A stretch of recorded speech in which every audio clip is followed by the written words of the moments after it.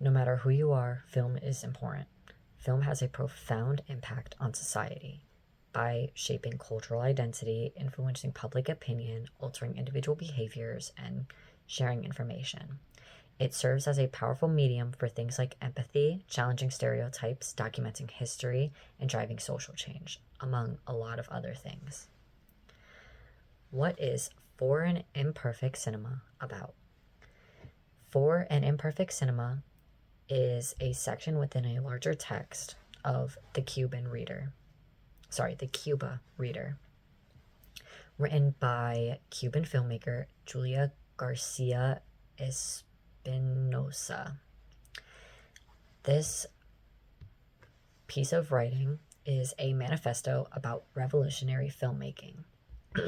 In this piece, she argues that cinema should prioritize political engagement and public participation rather than technical perfection or commercial polish.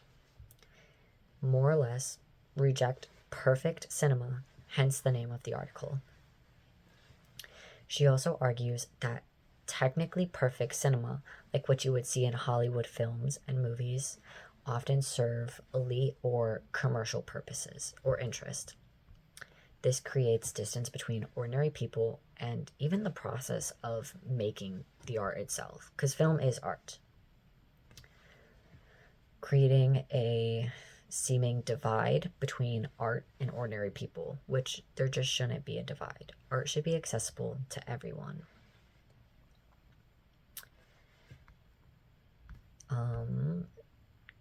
Julia Garcia emphasizes that cinema should be political and revolutionary, such as showing things like real social problems like poverty, colonialism, oppression, racism, among many other things. Furthermore, she believes that cinema should help people understand political problems and create changes within society. She also believes that cinema should encourage viewers to think critically instead of just being entertained. For Julia Garcia, imperfection is valuable because it means that things like films are accessible and affordable to make. They can be produced quickly during political struggles, such as thinking back to like the Black Lives Matter movement that had like a very sudden boom in like popularity almost. If a filmmaker were trying to tackle that type of political issue, that would be the perfect time. And they might not have enough time before the matter goes back under the radar in a way. Moreover, they reflect real life rather than polished fantasies that you might see in Hollywood films. In short, political truth and participation matters more than technical perfection. What is Now about? Now is a short, about 5-minute political documentary film by Cuban filmmaker Santiago Alvarez. Now is about racial injustice and the civil rights struggle in the United States. More specifically, violence faced by Black Americans during the 1950s and 1960s. This short film condemns racism, segregation, and police brutality against Black Americans. It also serves as a piece for immediate action against injustice. This film was created with two key aspects. First, it was created using a montage of archival material, such as newsreel footage of civil rights protest back from that period of time previously mentioned. It also has photographs of things like lynchings, segregation, KKK activities, among much more. It has images of police brutality, more specifically police attacking Black protesters. And it overall just the scenes of demonstrations and resistance. Another piece used in creating this film was a protest song called Now, sharing the same name as the film, by Lena Horney.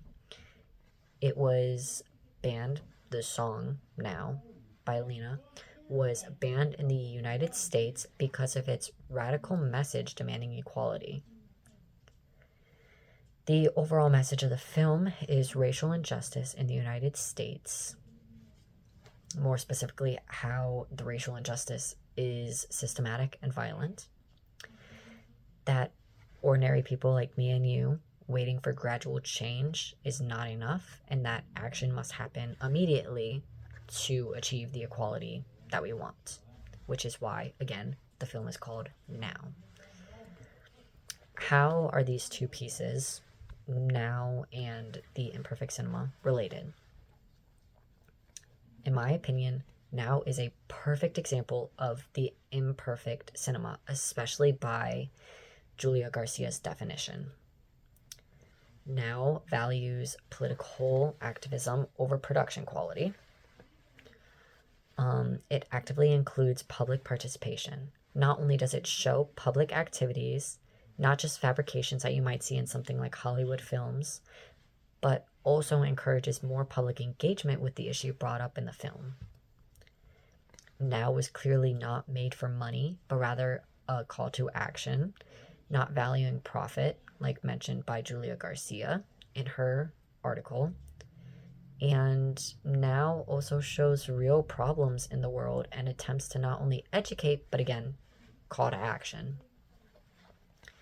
Another way that they're related is that both the pieces, both the article and the film, were made by Cuban individuals, which I thought was interesting. The short length of the film Now also makes the film more accessible to a wider audience for two different reasons. The shorter length allows for more people to view the full project due to things like it could be time constraints that prevent people from watching like a longer length film or something like that. But also, it allows for individuals with potential disabilities affecting their attention spans to be able to engage with the film just as equally as others. While this might not have been necessarily intentional, it furthers Julio Garcia's point of art should be for everyone. Personally, I've always liked when films and any type of art really is politically driven. I believe that Now is a truly beautiful film. I have recommended it to friends, and I think everyone should take the opportunity to sit down and watch it. It feels relevant now more so than it would have even like a few years ago. And it's super powerful, and it's a beautiful film. Do you believe that film will continue to grow and change just as much as society continues to grow and change?